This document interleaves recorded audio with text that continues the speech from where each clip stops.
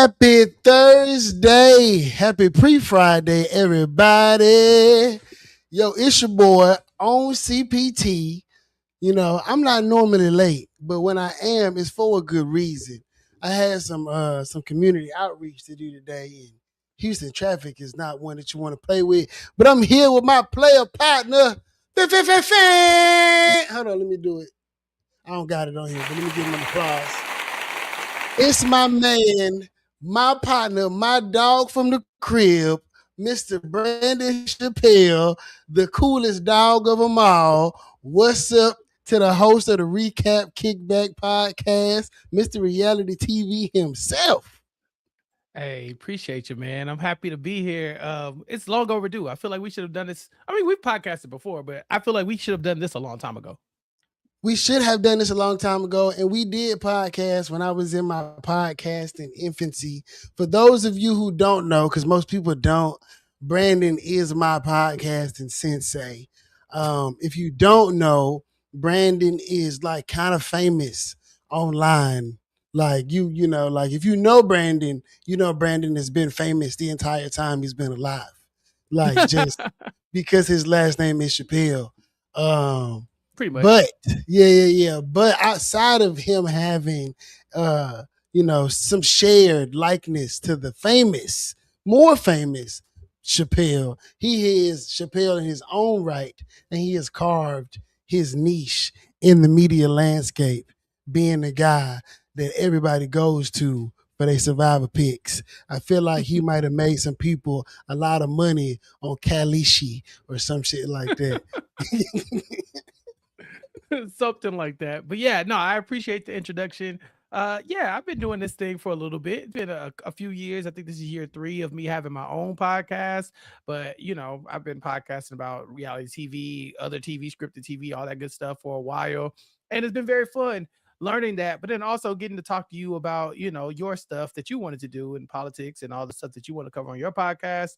And so yeah, I'm happy to be the sensei because you're a good student. So I feel like you've already mastered this thing. You just got to make it go now. You do all of it on your own now. I gave you all you could have. You know what I'm saying?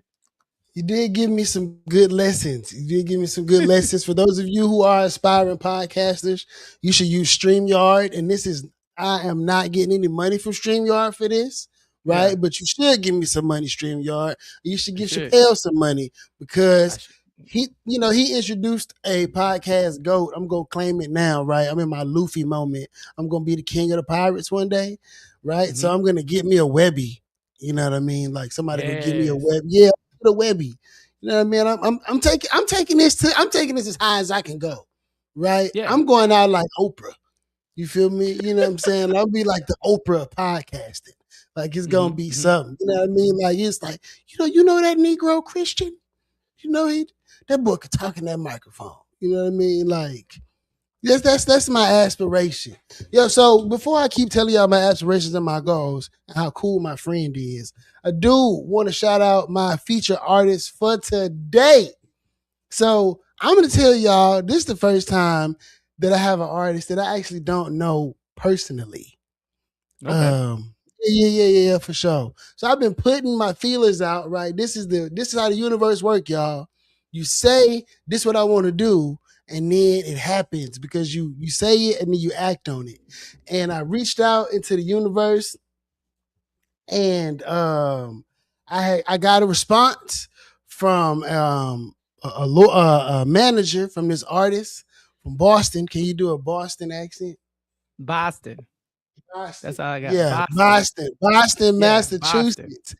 Yeah. So Buddy is from Boston, Massachusetts. We are fucking that shit up. Yeah, it's so bad. I'm from the deep south. Okay, I'm not as worldly as you. Okay, I've only heard so many accents in my day. Before I get into this, Virginia is the South. Okay, like but I'm from the South. Deep South. Yeah, I don't give a damn. Don't longitude, latitude, me, dog. Like, you know what I mean? Like, it's country there too, dog. You know what I mean? Like, I'm tired of us being put in the middle. I'm from Norfolk. Like, it's spelled Norfolk, and I pronounce it fuck. You feel what I'm saying? Like, and I can't help it. Yeah. Yeah, Yeah, I'm just like saying, you've lived a lot of places, you've lived a lot of lives, so you're probably more familiar with some of these accents. There's only so many words that I can say before I start sounding like an idiot, due to my deep Texas drawl, and I do a good job of switching it up, but there's only so many things I can do. no, I mean I would never mistake you for Boomhauer. I could get there. I could really Yeah, get there if I I would, wanted to. Yeah. I would never mistake you for Boomhauer. But anyway, so Cam Webby is from Boston. I really enjoy. Whoever this hater is in the comments, chat. Virginia is the South. Okay, like you're not doing this, dog. Virginia is in the South. It's the South. Like, I'm from Norfolk, down there by North Carolina. We go to Elizabeth City. We eat Mhm. fried crabs and yak, which I found out is an extension of Yaki Mean from New Okay. Orleans, which is crazy, right? But growing up, Mhm. we used to sell things called in the community when people wanted to raise funds, they would sell yak plates. Uh-huh. Yeah. Like, and it's, who is that? As a DMV from Nova, VA is split down the middle. That's why we the mid Atlantic. Hey, Right. Split down big the shout out to the middle. chat. Yeah, Big big shout shout out out to to the the chat. chat. But like, These my people in the chat. Jay West, yeah, yeah, yeah, DVP yeah. in the chat too. I see you. I see you, Jill. Yeah. Thank y'all for showing up. Yeah. Appreciate y'all for showing up and interacting in the chat. Yeah. I'm from Jersey, but I can drive to Maryland. It's a day that's the North. Man, we're going to respectfully disagree, dog. Look, we all I know gonna, is ain't nobody mistaking Texas from the north. Ain't no time soon. And honestly, Pan, you one of us now. I am. I Yeah, am a Texan. I rodeo, and I love the rodeo. Like that's I'm just a like nice cowboy I'm a boots. steward for the rodeo. What? Right, Yeah, right. You yeah, on yeah. the board. I'm not on You the got board yet, but like I know I got to. You got to remember because I want to be on the international committee, and there are uh-huh. 3 pillars of the rodeo, and it is education, Okay. agriculture. Okay. Oh, what's the last one? You got to know this to Well, be able damn, to you get gotta on at this. least know. Yeah, I'm not At going to least be know able to what get they on. are before they not gonna pick you, Ah, brother. dang. Houston Livestock and Rodeo hit my plea. Yeah, Hit my they gonna say plea. learn our last. I used Yeah, to they live gonna in say learn. Japan. Well, man, Yeah. Vernon is gonna be so disappointed in me. My shout out to my boy Vernon, man. My boy Vernon Mhm. put me on the rodeo. Before the show ends, I'm gonna remember this last tenet of the Houston Okay. Livestock and Rodeo. But we can Hey, yeah, for don't sure. don't don't talk to Wild West. He goes. I'm good. Don't talk to Wild West. I'm finna It's a good Google it, man. man. That's a good man. I'm He gonna finna throw us Google this off though. rodeo. What are the 3 pillars of the Houston You said Live? education, agriculture, probably something to Education. deal with money for sure. Education, agriculture, and entertainment. I knew I was gonna get it. Entertainment. No, damn it, it's not that. I'm sorry, that is wrong. It is agriculture. How did I fuck this Uh-huh. up? Education, there's 4. I Oh, missed one. Agriculture, education, entertainment, and Western heritage. Western heritage. That's definitely Yes, something you don't know about being from yes, Virginia. yes, nothing. I learned all of that here in Houston. And when I joined the rodeo committee this past year, I learned so much about the rodeo and how it's an ecosystem for like change and like Mhm. bringing community together and all of these different things. It was a great experience. Like I was on I can't remember what it's called, but I was like on the cleanup crew committee where we like Uh, ride around outside on the golf carts and make sure that all the trash cans is out and everything get picked up. And I met a bunch of really cool old brothers and sisters and Hispanic people. Just kind of getting integrated into the community. Like it was great. I learned so much about mhm. cowboy boots and like Yeah. Western wear. Negroes don't wear that. Like not the ones Not, from not the city. Yeah, not from the city. But Mm-mm. Houston is one of those cities where you can do both. Houston and You Dallas, San Antonio, you can do both. You can totally do both. You can totally do both. So, but anyway, y'all learned something about the Houston Livestock and Rodeo. Houston Livestock and Rodeo, you got a great endorsement from me, like with the host of the Recap Kickback Podcast. We should be on podcast row during rodeo season, letting color people know that the rodeo is awesome. Yeah. I'm just saying, like here, Dig it, shameless dig plug. Shameless Yeah. plug. But so back to our northern brother, Cam Webby, right? I'm not gonna lie. He got some jammers. Before Mhm. we get into this political talk, because I really have been waiting to talk to you about everything that has happened. Oh my Yeah. God. Yeah. I knew we are gonna have a great conversation about this. Well, and I love talking about politics, Japan. It's my favorite thing in the world, right? Oh boy. Oh, I know you hate it. I do. I hate it so much, but I do it for you. For you, yeah. And we have such great dialogue, and I didn't want to waste it on the phone. I felt like people would need this. And the last time we podcast, I was still figuring it out, but now I figured it out. So we could really give them a show. So anyway, Cam Webby, follow Cam Webby on all social media platforms. Hold on, I'm put his name down here in the ticker. Give me 1 second. I really appreciate you putting these artists on. I know, I've seen, some artists that I know on here before, but I like what you're doing. I really wish I had thought about it first. Man, as a former rapper, my partners who still be rapping, they say, you still a rapper, but I'm not anymore. I still participate in the craft, personally. But professionally, that's not my ministry anymore. But I do think that, in what we got going on politically, I think that who we are as a people, as far, and and I would say this, if I listen to country music, if I listen to house music and all that other kind of stuff, which I'm trying to get into, the flavor of the music selection will change because I do want to diversify, but I think it's important to mix the arts, right? I always go back to Harry Belafonte. He pissed me off because he was married to a white lady, but that's neither here nor there. But you got to have the art, right, in the activism. And he was he's a prime example of that, right? Being able to make sure that there's all the artists who have something to say, they're a great medium for change. So putting them on, your very talented cousins. Shout out to Leaf Village. Yeah. For my podcast, the intro and outro song. They're amazing. All of you, if you have a chance, go check them out. They're amazing. So right now, we are about to jam to some Cam Webby. This is Cam Webby. I can't see the name. I think this is F the Streets, though, because I heard it and I know what it sounds like. But StreamYard is doing me dirty. It's not giving me enough room in the panel. And his song title is really long. But it doesn't matter, because we're going to jam it. This is F the Streets by Cam Webby. Get into it.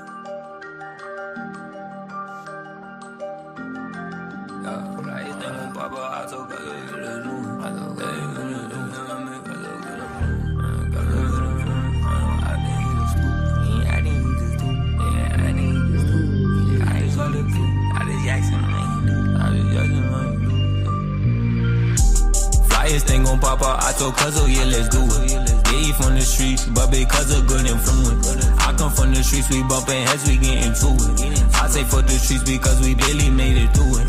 Rob a nigga, beat him, we gon' blast him, he made movements. Gotta learn to treat him, he ain't acting, he just stupid. Bro just got some years and I said jacking, he ain't do it. And I just bought the pill and I just yacked him, I ain't do it. This ain't for the weak, don't be making too much calls. Them ain't your brothers, baby, we gon' slime them off. Tell me that you love me, and you said it in the star. I can tell you freaky, you don't gotta change it up. Mommy pull her hair, she won't get pinned up on the wall. She like this today, but who she gon' be tomorrow? Soon I hit like one, and I was trying to hit them all. I'ma run it up so I can look out when they ball. So I can look out when they need. You gon' hold my hand when you up, just don't leave. I done put my heart out and I wear it on my sleeve. I ain't being real if I ain't being me. Say this every time and I'ma say just what I mean. When I'm with the fence, showing love and it's on me. Every time I got it, I know they gon' keep it G. Every time I got it, I know they can come to me. If I'm seeing you, turn around and see me. I can't feel nobody if I cut you, you gon' bleed. Hard to get my money, tell the junkie that's on me. Hard to get my hand, you acting funny and you need. And I just bought the pill and I just asked, so please don't judge. Say you really love me and I'm glad that you don't love me. Bro just put my blick and that's what made me push my button. Always say it's nothing, but to them it's really something. When I want that energy gon' change, I can fun. When I want that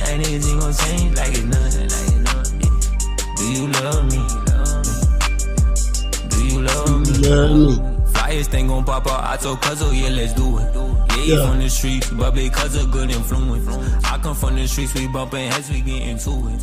I say fuck the streets because we barely made it through it. Robert. F the streets because we barely made it through it. Nah, for sure, that's a good message, brother. Because F the streets. Right, that part. We know so many people who fall in love with the streets and never make it out, and then Never their make it out. story is just looking back on the time that they was in the streets. But I mean, is it a happy ending or is it just an ending? You know, I Not think too that if you much. yeah, I think once you make it out, you be proud that you came from that and you move forward, right? You don't have to Yeah. stay in that mentality. Yeah, yeah. I mean, great song though. Great message. Great song, Yeah. great message. I like the production. I like the flow. You know what I'm saying? Like he definitely had a lot to say. Like, you know, to me it's a jammer, and that's why it's being Yeah. played. Yeah, that's a good one. That's a good one. Yeah, big shout out to him. Big shout out to him. Yeah. Big shout out to bro. We got a couple more tracks from my boy Cam from Boston. You know, did I do it right? Did I do it right? I see. I do Boston. Like, Boston. I don't know. They trying pocket to- pie at the Harvard Yard. You know, that's Yeah. so I say Boston, but I'm pretty sure it's like some better version of whatever the hell I'm trying to do. I don't know. I need to listen to some. Ain't Bobby Brown from up there? I don't know. I don't know where Bobby from. I think Bobby's and I from don't even- Boston. better I than think New me. Edition is from Boston. That's the first time I figured that when I found out they was from Boston. I was like, is black people there? Black people But everywhere, whatever- brother. It's just Yeah, but you depends know, on how much agency they have. everybody always, you know, at first I didn't think black people lived everywhere. And then people go, Mhm. black people live everywhere. And I'm like, oh, okay, that makes sense. You know, but you don't tend to think that. Some rappers said every city's got a ghetto and every ghetto's got a hood. I believe that's Eminem who said that, and I think he's right. He's true. You know, He's right. I think they're going. If there are black people around, they're going to find a way to marginalize them and put them in a little corner of the neighborhood. And so This is true. it looks like New Edition is from Roxbury, which is a neighborhood in Boston. So yeah, I think you're right. I know my black history facts. There you go. It's my prerogative. It is my prerogative. Gotta do it. Speaking of black people being marginalized, they are redistricting, right? The redistricting push. There it is. That's the face I've been looking for. There it is. What do you mean by that? What do you There it mean that? is. There it is. You know, I would like to know Chappelle's thoughts on this. You know, I want you to know. I want you to say how you feel about where we are, right, as a country, and where we are as people, right? Because I mean, I think you know how I feel. I'm gonna say it, but you know, I want to know your thoughts on this, right? You know what I mean? We can, you know, we can flush it out. But you know, what's up? What you thinking? You know, Memphis. I know you seen your boy Justin out there in the white man face. You know. I can't believe you got me talking about politics. I hate this. I hate talking about these things because, you know, largely they make me feel, in a lot of ways, it makes me feel powerless. And I don't like to feel powerless because I like to feel like there's always a chance for the people to be able to rise up and make themselves a better life than even what the government is going to allow for them to do. But when it comes to redistricting and redlining and things of that nature, it's really hard to see a way out when you can tell that the chips are being stacked against you so blatantly and nobody can. Or there's not enough momentum to do anything about it. In my bathroom, because I'm a nerd, there's a book that I read every time I'm in the bathroom, taking a little time. It's called The Color of Law. I'm sure you've read it or heard of it, but it's called The Color of Law, A Forgotten History of How Our Government Segregated America. And it's by Richard Rothstein. And this book is a deep dive into the history of redlining in the United States and showing that there's so many things that have happened when it comes to just the way they are forcing people where to live, how to vote, based on their skin tone or their socioeconomic status, that doesn't allow people to rise up and overcome, doesn't allow people to amass generational wealth. It doesn't allow people to work their way out of poverty because they keep getting pushed into these little, I mean, I just talked about it with us finding a ghetto in every place, but there's a reason why there's a ghetto in every city, right? It's not just because Black folks like to live together. That's what people want you to think. But there's also people who would love to live in different areas, but historically, the government has made it very difficult in different ways to keep people from being able to own their own property at a reasonable amount, and to move into nicer neighborhoods. And so by segregating us and putting us in these little boxes, they're able to also say, okay, and now you can only vote for these specific things at these specific times with this specific neighborhood.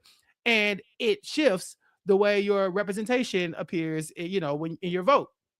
And it's been happening forever. That's why I read this damn book. But I've been reading that book before they started this shit again, right? Before this, I've been reading that book for a while because it lives in my bathroom. So it's one of those just like, hey, I'm in there, let me grab it real quick. And so to read that book and to see all the examples historically of these things happening, and then to watch the news and find out, oh, look, it's just happening again in front of our eyes. And now we're in a big ass redistricting battle where it's like, oh, well, y'all gonna redistrict? Well, I guess we'll redistrict. Well, I guess we'll redistrict. Well, since y'all redistricting, we go redistrict. And now everybody's pointing the fingers at each other at who did it first and saying, well, since y'all did that, we're going to be justified into going one step further. And it's really exhausting. So to answer your question, no, I hate all of this. I hate all of this so much. And it's pretty messed up that we still got to deal with this.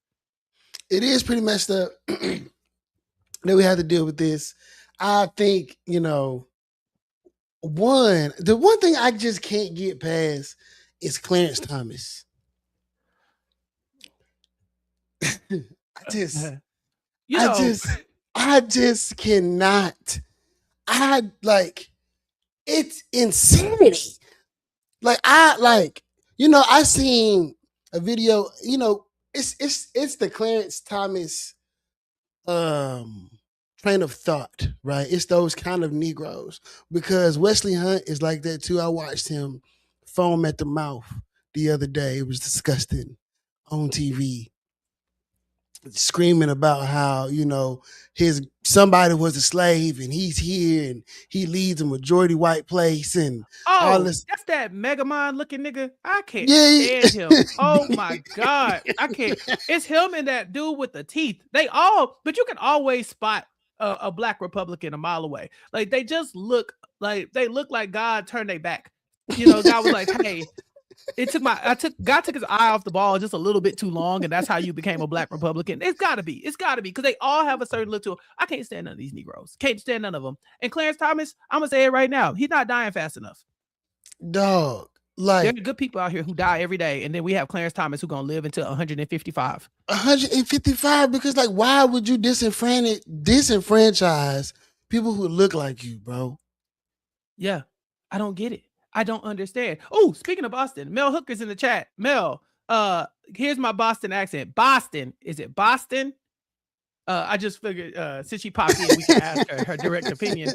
But no, I really just don't understand why there are some people who go out of their way to do really good things for people. It's terrible. But then you have people who go out of their way to actively take rights away from people.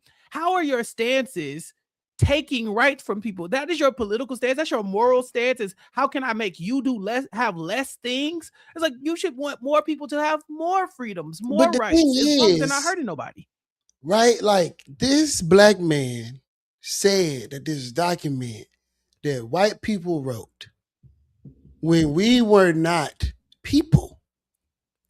He is citing this thing, saying that the intention of this law that people who don't like us because we look like us wrote, that the intention was not to give us an equal footing. Like that was not the intention of this. It was not to make sure that black people can have a peace. It wasn't like that. Why would I want other niggas to be able to marry white women like me and dine in fancy? And dine, you know what I mean? And dine in fancy country clubs and ride on yachts with white men and do these things. I have an anti-dream. I have an anti-dream. It makes no sense at all. Why would you do that to young, you make water, you know what I'm saying? Chocolate milk babies with that white woman? Don't you have children, sir? Who white people look at as less than. They don't give a damn to them as Clarence kids. Right. Because they don't even really like him. He's just doing the things that they need him to do. So they don't like you. We're sorry, Candace. If you were not a member of the Supreme Court, you would be having the same issues that we have. You would be the only difference is that you have that title. That's it. Your white woman and your white kids, your mixed kids cannot save you from white supremacy culture. It cannot. The only thing that's saving him is that his ass is on the Supreme Court. But when he dies, and it's going to happen, he is going to be remembered for the clown that he is and has been. I think a large part of the things that we do here on this earth is to cement a legacy for like how we are remembered. The things that we do in day to day will be forgotten unless you make an impact, a positive impact on people's life. If you make a negative impact, people will also talk about you, right? Like you can be infamous for years and years to come, for centuries even. And I think there's a special place for people like that, where they've already decided that they will reap the benefits of their greed and their horrible ways while they're here, and they won't have to deal with the consequence of it, because they're gonna have their heaven here on earth, and then they're gonna go happily to hell later on. And I don't mean to hell like in a biblical sense. I mean like go to hell because I hate you, right? And we all hate you. And so he's going to, like, even white people are not going to, the white Republicans are not going to champion Clarence Thomas on their Mount Rushmore of people who have done the good to keep black people disenfranchised. No, ain't no way in hell. Ain't no way in hell. They gonna when he died, they gonna say, "There goes another nigga." Peace. That's it. That's it. So you're doing all of this to enjoy the spoils of this earth right now, but how will you be remembered? I guess if you don't give a damn, then that's you. But for me, it matters to me what people think about me when I'm gone. Not so much right now. Right now, you can not like me if you don't want to. You can disagree with everything I'm saying. But when I'm gone, I want people to be able to look back and say, Chappell was a good guy. He used to do good for people. He used to help people. He used to look out for people. And I know that won't be how Clarence Thomas is remembered, because with every bit of my breath, every bit of oxygen in my damn lungs, I will never let anybody forget that this guy sucks. He's the worst. He sucks. And he should go to the hell that was on Lil Nicky. Yeah, the one, the really bad hell. The really bad one. The really bad one. The really not bad regular one. hell. But yeah. The one that was on Lil Nicky. Hell. Yeah. Shout out to my boy, Sensational Sounds of the Southwest. Hey, yeah. Yes, Darrell. Shout out to my boy, man, Darrell K. Douglas, Houston's very own. If you have not seen The Black House, you know what I'm saying, another fellow podcaster, another community activist, a political genius, and just people, all around get people together kind of guy. You know what I'm saying? A delight to be around. If you've never seen The Black House or heard any of Darrell's commentary, you should definitely check him out, man. Great brother. And it's crazy, right? Because cool niggas know cool niggas. So when Darrell found out that I knew you, he was like, you know Chappell? Yeah. Me and Darrell go way back. I'm talking about, I knew him when he was a baby. You know, like not a baby. I think I met Darrell when I was in 9th grade. You know, it's been over 20 years since I've met this man. Old. And to see him. Yeah, to see him, right. To see him kind of like be in the space that he's in and to speak it, I'm not shocked by this at all. This is the same Darrell that I knew, right? He just didn't have the arsenal that he has now, the years of wisdom and intelligence, and he's so well read. And so he's the perfect person you need to be in these spaces, having these conversations. If I had stayed in Houston, I would love to have been like tangentially around Darrell and be able to help with him and what he's got going on. But I am not. And that's good, because y'all would have me doing way too much work. And you know me, I'm tired. Yeah. Because I'm trying to get you to come back. Chappell for Congress or something. Shout out to the featured artist in the chat. What's up, Cam? You know what I'm saying? Hey, yo, let us know, bro. We're trying to get our Boston accent, right? You know, here go mine. Boston. Okay, now do yours. Boston. Yeah. Let us know. Like, how bad are we fucking this up? You know what I mean? We really trying our best. But the music is jamming, brother, and I appreciate you for letting me share your art with the world. It's a blessing to be able to do so. You know what I mean? And Clarence Thomas, I hope you choke on a hot dog. That part. Yo, so under your fingernail, you know. I understand, right? And let me say this before I say what I'm about to say. The honorable representative from Tennessee, Mr. Justin, that is a great fella. That's a great fella. Like, that boy, If you've never heard him talk, he make grandmas cry.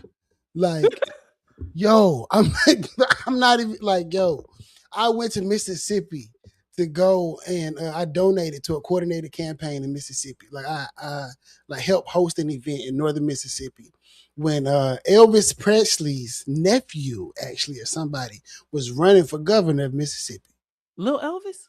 Yes, I can't remember his name right now. Shout out to my boy Andre, but Andre was the executive director of the Mississippi Democratic Party at the time, and he called me and he was like, "Come out, right? You know what I mean? And we gonna, can you donate to this thing? And we're gonna do this and that and the third." And I spent a whole day driving all around Mississippi. Went to Jackson. I was out in the country. Went to some small college in Mississippi, and we were at the luncheon. And this is the first time. What is Justin's last name? Is it Pearson? No, it's Pearson. Justin J. Pearson. Justin J. Pearson, yes. Justin came in the spot, okay? And it was like we was at a Backstreet Boys concert, but it was like old ladies everywhere. And it was like, oh, it's Justin. Oh, it's Justin. Right? Like it was going down. It was like, yes, yeah, Justin. Right? It was like, right? Justin was, I'm like, these old people was going crazy, right? I had never heard this brother speak. Had I to close my eyes, I would have sworn it was Selma and it was 1967. Yeah. I've heard him do his speeches before. Boy. It's very evocative of definitely that feel of like, hey, let me remind you that this civil rights movement is not over. It's not over. It is not over. Yeah, like it's not over. Yo, like when he got that timber. Yeah. And when I think about he got that tempered. Yeah. Oh, the Republicans hate him. They hate when he talks. They're like, he's cosplaying MLK. I'm like, and what? And what about it? So what, bro? And what about it? We all wanted to be like Mike. You know what I mean? Right. Like you be like Malcolm. Be like Martin. Yeah. You know what I'm saying? We all wanted to be like some black man. It's cool. He picked Martin. It's all right. That's cool. They named the day after that man. We can be like Martin. Everybody don't appreciate the contribution of Martin Luther King. Just look at Charlie Kirk. What he said. But I appreciate his boldness, and I appreciate him. Because when I seen that boy cussing on TV, I say, "Who the hell is that?" That boy say, "What the fuck is wrong with you?"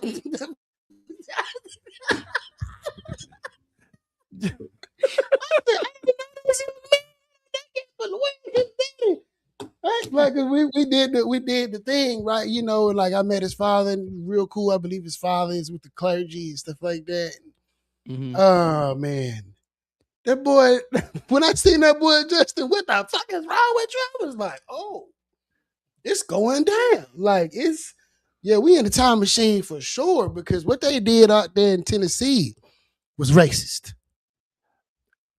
I mean, it was racist. A lot of this shit is racist. A lot of it is, you know what I'm saying? Like, it's like blatant racism, but, because we're in a time where there's been a shift politically where, this one party is in control and they are determined to make people believe that what you see with your own eyes, what you can see and perceive is happening around you is not the case, right? They will show you that, all right, you see racist stuff happening, but no, it's your fault that the racist thing is happening, or it's not a racist thing, it's a you thing, or it's an individual thing, or that person was asking for it, or these things have to happen because of this thing that has to happen, when at the end of the day, it's still racist. It's still racist, and there's no way you can paint it up to not be.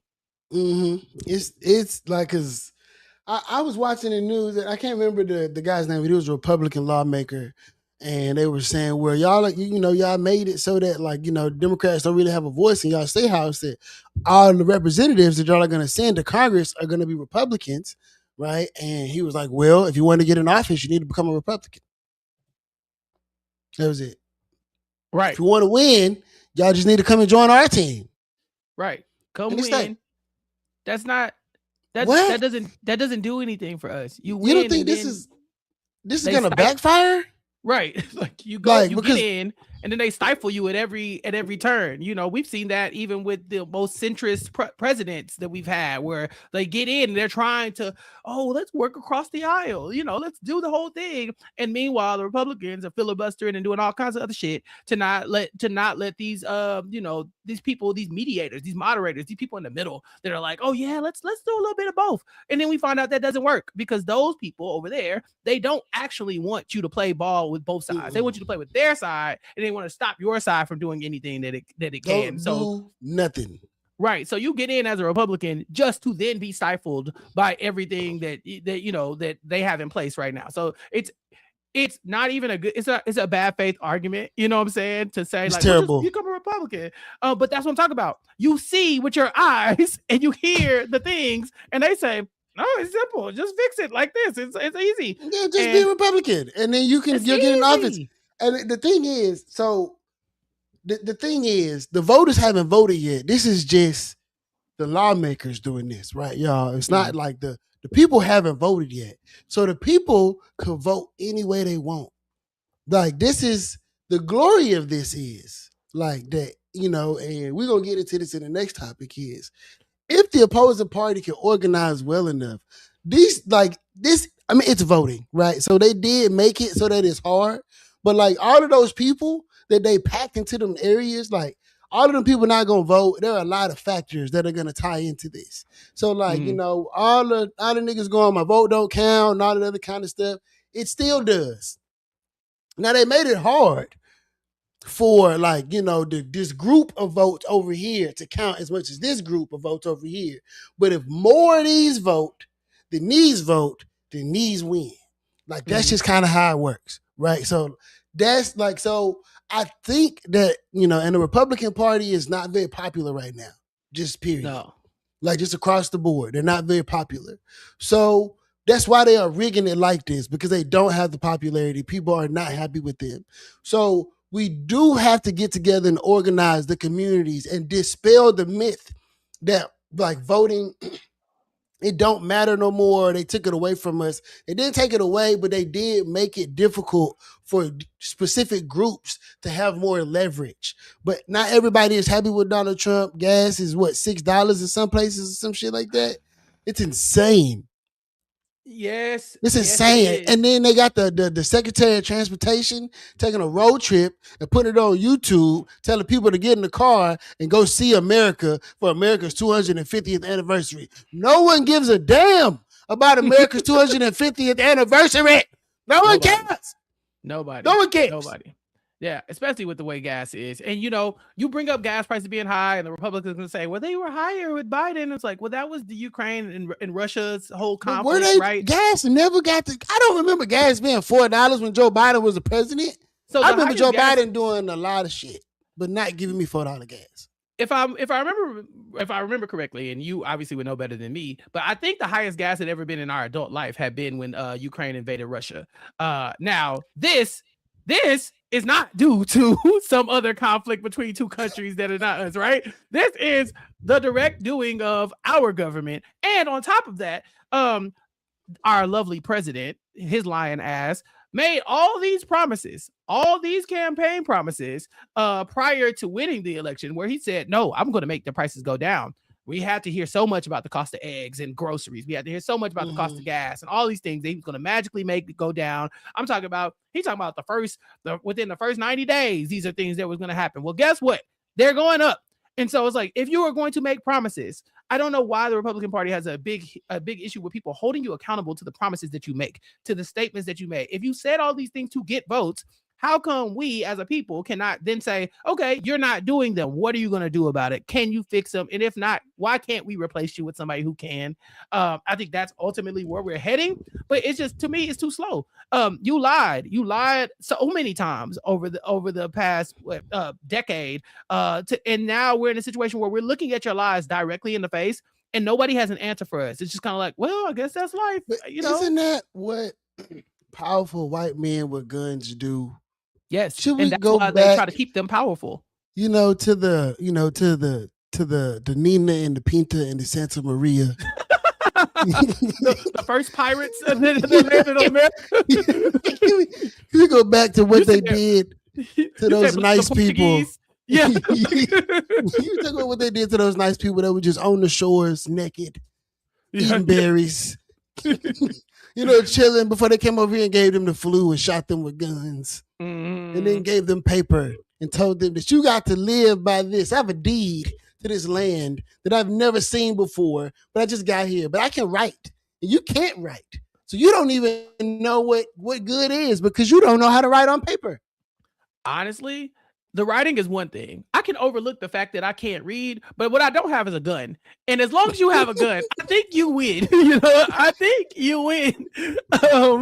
So yeah, blame the Spaniards, blame Columbus, blame the Portuguese, if you want to. But at the end of the day, yeah, these people came over here with guns and they took what they wanted, and then they've been systemically even creating a structure where as long as I am rich and I have my guns, you cannot take this away from me. And the first thing we go say you can't take away is the guns, right? We wrote that into our Constitution. You can't take the guns. Country, it writes that there are countries that have no guns, 0 guns. Our country is like, no, we gonna have guns. Like, we gonna make sure we got guns, but we gonna tell you who can't have them. We can have them, but I will also go in and tell you, you can't have them, you can't have them, you can't have them, you can't have them, you can't have them. But we can always have them. And that's how you keep power, right? You keep the money concentrated, but you also keep the uprising from happening. You make sure that you always have the weapons, and the military defense budget that we have in the United States could feed countries, it could feed countries for generations.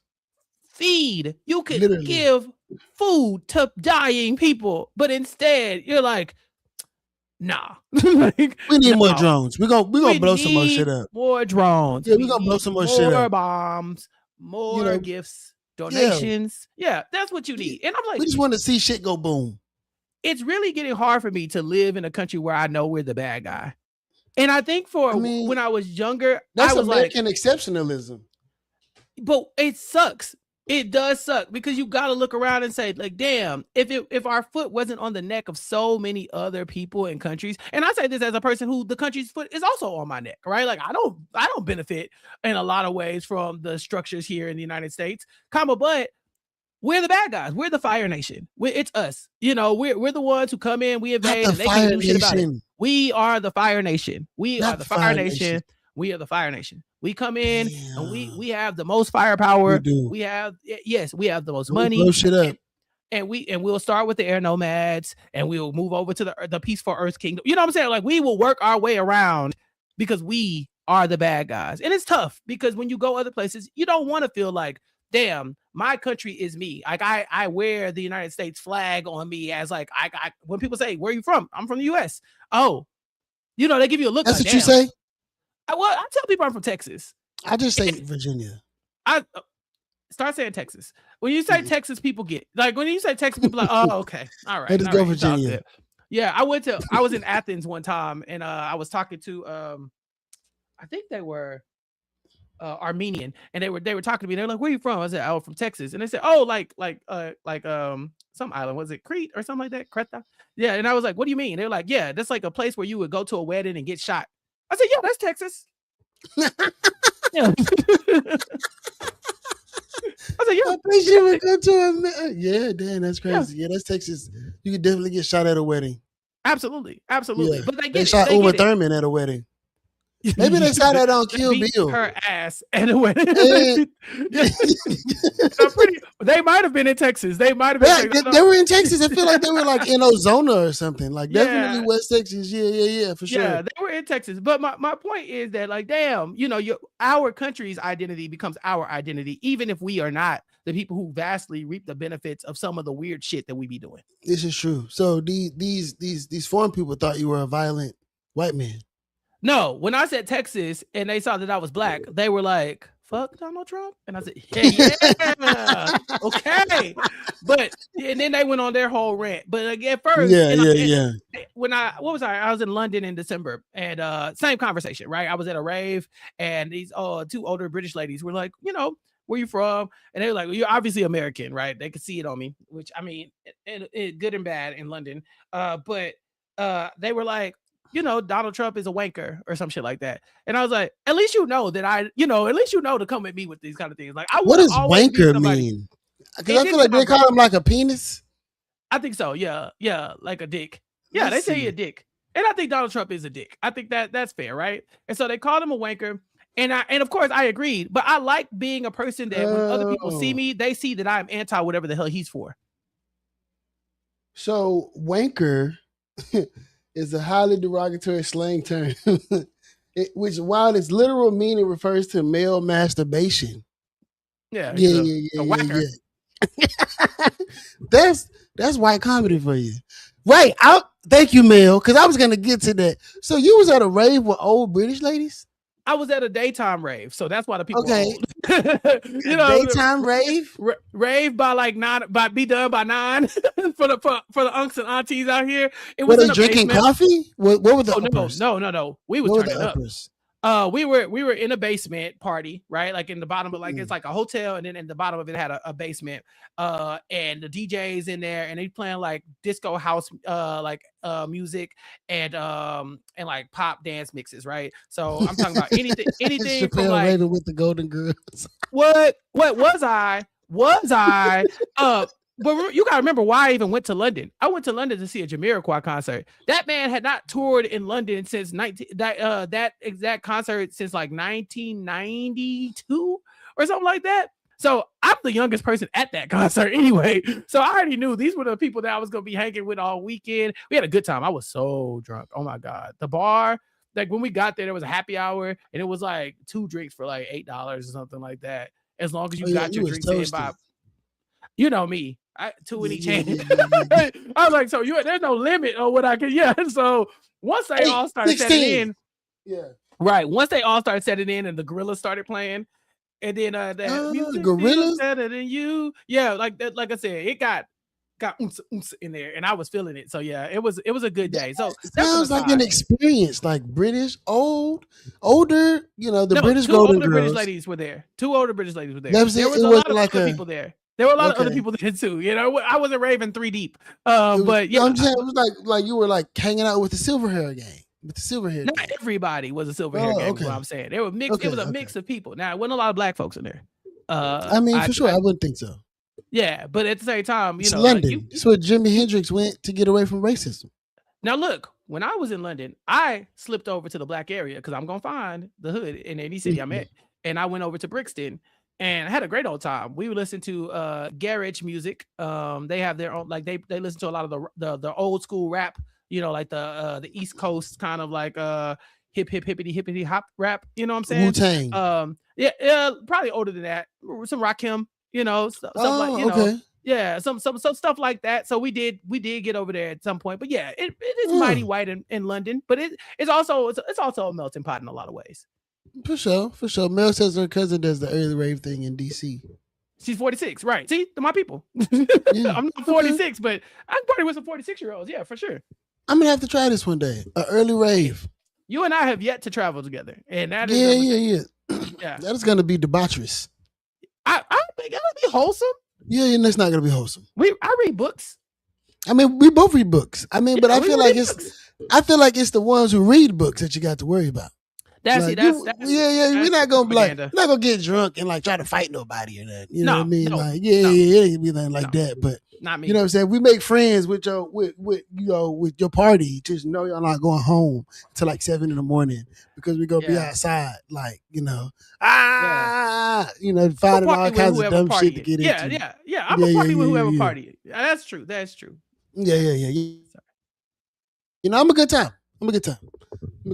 So I mean, I know it, and you are like the devil twin on my shoulder. Japan, absolutely, that's my goal. My goal is for everybody to think like, what would Chappelle say about this? And it's kind of like it better be turn up. Turn up. Yeah, that's you should do this. Yeah, do that. For sure. It'll be fun. I promise. Yeah. I took us all off the rails. What we talking about? Politics? Boo. Yeah, we were. So after all of this happened, Hakeem Jeffries put out a memo. Let me read this. There's a line in here that I want to recite. He said that the Democrats will take control of the House in November, which was an incredibly bold statement. I mean, what was he gonna say? We might, like, hopefully, fingers crossed. You gotta. It's like when somebody asks you about the football game, right? Like your team about to play. Yeah. Like, do you think you're gonna win the Super Bowl? It's like, yeah, like you gotta say like, yeah, we gonna win. And then when you lose, you're like, damn, well, we tried, But if you come in stepping like, well, I think we might have just a little bit enough momentum to kind of like, that's not gonna inspire nobody to fight the good fight. I can understand that. Like I can understand the coach coming out in him. Yeah. Right. But as me being me, when I read it, I went, Mm-hmm. Yeah. Let's see. Yeah. Let's see. Huh. Mm-hmm. Yeah. I did not feel when I saw, because I read it as well. And when I saw it, I did not feel like that inspired a level of certainty in me, because I think the Democratic Party have shown themselves to be incompetent in so many ways over the years, where we be getting our asses whooped. I say we, and I really don't even identify with them like that. I'm definitely liberal, make no mistake. But I be looking at these Democrats upside their head sometimes, like, what are we doing? What are we doing? And they made so many errors and blunders and got their ass whooped up and down the aisles by these Republicans so many times that you start to wonder, okay, well, damn, are y'all good at y'all's jobs?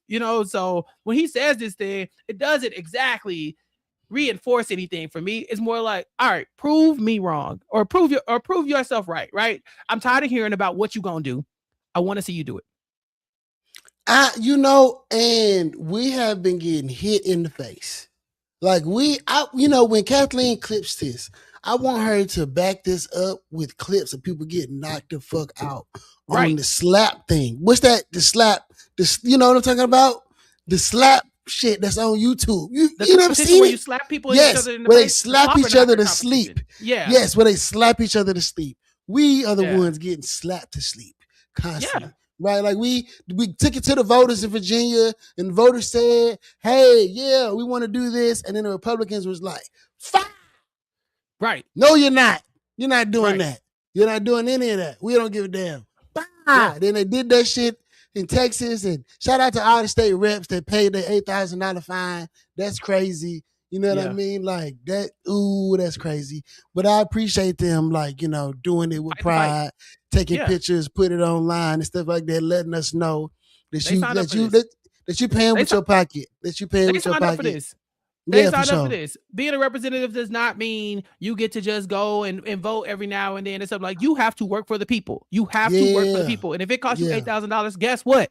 Work for the people. The people will pay you back. The people will donate to you always asking for money. People are always asking for things for their campaign and stuff like that. It will come back to you if you win, but you can't be out here bullshitting and like being like, I don't want to sacrifice my own wealthiness for the people. That you shouldn't have came into that role. You should have never asked for that spot. Mishi in the chat saying, I need a Democratic Party that is an actual opposition party to the Republicans. And that's exactly what I'm talking about. Because they be playing so nice, the Republicans don't play nice, and then they beat their ass. We don't play offense. We haven't been playing offense in forever. And politics, from a great man told me this. Shout out my boy Wag. Politics is an offensive game. You got to be Kobe at all times. Score, score, score, score, score. That's it. Just score. And we have not been scoring. We have been losing. We have been backpedaling. We have been on our heels, getting hit in our shit right here, year after year after year after year. But I disagree with you on one thing. We don't even play defense, because when you have the upper hand, you just look at what the Republicans do. When they are at power, they make it really hard for you to take the power back. They take away these rights. They codify things that are not good for us. Like when they get a chance, they say, okay, our best offense is going to be a good defense. So when these Democrats come back into power, they can't do shit. They can't do anything with this. Well, the Republicans, at least in like the last 10 years, they have not given the ball back. Even when we did have the presidency, they kept the ball. So we have literally been on our heels this whole time, because the messaging has been Trump bad, look how bad Trump is, Trump bad. So and bad. That's where we are right now, right? Like, they are stealing from us, and then everybody's like, okay. And then they, so like one of these articles, the guy was saying, what are we gonna do? Like, right? What is our message gonna be? Are we gonna lean back into Trump bad? Right? Fuck like, Trump. Right. Can I say that right. with all certainty? Fuck Donald Trump. Like this man is on the way out. He either gonna die or he's gonna run out of time, right? And at that point, we're on to our next monster. Let's stop focusing on what the fuck he's doing and just point the finger at all of these losers. But I don't know, like I don't know, which group, the DCCC, the DNC, I don't know who is in charge of the messaging. I don't know. Yeah. Right. But they, like the Trump is bad thing ain't getting us nowhere. Right. It hasn't gotten us anywhere. We're still losing. They're still winning. I was just that's what I was going to tell you. Right. So I'm just now, in HISD, they made some policy changes that are basically stripping community schools of special ed programs. Right. Yeah. Which is fucked up. Because now you got these kids who, need special accommodations, who have to get bused across town to a specialized center, and they can't be in, classes with their classmates. They got to be treated other, right? Mm-hmm. And I'm at the meeting, the board meeting for HISD, and all these people are getting up and they are talking about their kids and how they have fought to get into these different schools. And this one little boy was like, I'm a freshman at Bel Air, and I fought hard to get here because they got all these programs that I need, and I wanted to get into bed. And Mike Miles, you took that from me. And Brandon, I about cried in there. I'm about crying right now, thinking about oh my God, bro. Yeah, just we don't really get those experiences, right? Like we hear about it. What's happening to people and stuff like that. But until you are in them rooms where these people are yelling at these people who are making the rules about what's happening and how it is, how it's affecting them. And as a I feel like as a Black person, we get a little, we're a little jaded when it comes to stuff like this, right? Because it's like, this been happening to us all the time. Mm-hmm. But when you hear the babies get up there and talk about how the policy is affecting them and how it is taking things from them and how it's making them struggle, it's like, damn, dog, do you people have no heart? Yeah. Working in education will radicalize you in a way that nothing else will, because you see firsthand the people who are affected by this. The powers that be are like, nah, we don't need to give these kids lunch. We don't need to give them lunch. We don't want them to eat for free. We could just give them food, but because we don't think their parents are working hard enough, they have to go and starve. And then when they can't get their homework done because they are hungry, and when they can't pass their classes and can't pass the test or whatever, we build fucking prisons because we're like, well, gonna need some more of those because gonna need some more of those. Look at these because they can't read. It's like they can't eat. Like the dude that killed Fulio, and you seen the guy on there saying, we need young labor. Right. And it's like, yeah. What are you talking about? But the governor of Louisiana said he went through the same stuff that Black people went through. You seen that? No, I didn't see that. Jeff Landry, he said why, he was saying, right, because, they were talking about the gerrymandering and how, Black people aren't going to be represented by people who have lived their experience and stuff like that. And he went, I'm a Louisiana boy that grew up in a predominantly Black area, and I understand what Black people is going through. I get it. And it's like, what?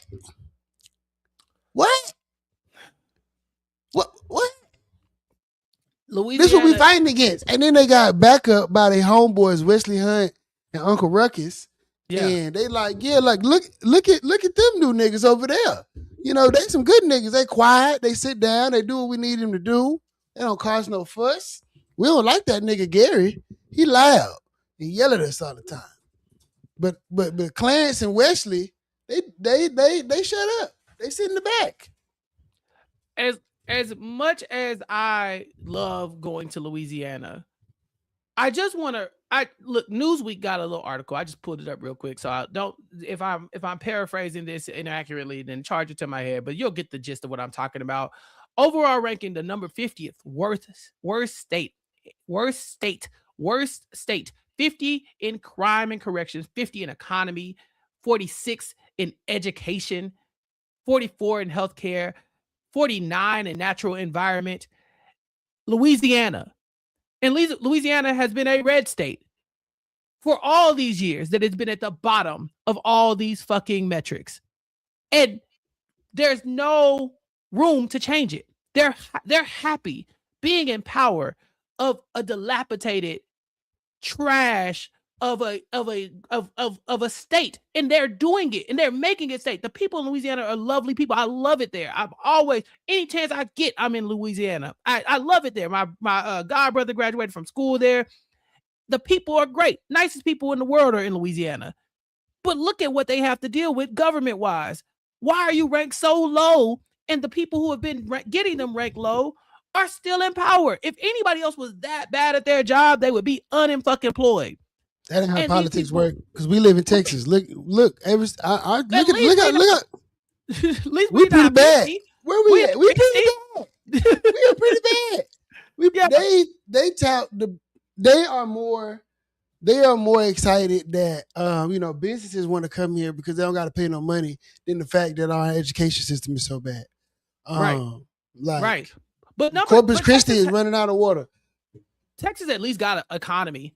It at least has an infrastructure. It at least has an environment where people want to live. What is the positive about living in Louisiana with the people who are in charge of Louisiana still in charge? And at least Texas, and I'm not even caping for Texas. There's no positive. You know me. I'm not saying there's a positive. No, but here's what I'm getting at. At least with Texas, you see that there is a shift in the way people are thinking, right? We have gotten some really close, quote unquote, calls when it comes to some of these big races. And, we saw Beto make a good run at it a few years ago. Like every now and then it does feel like there can be some change in Texas.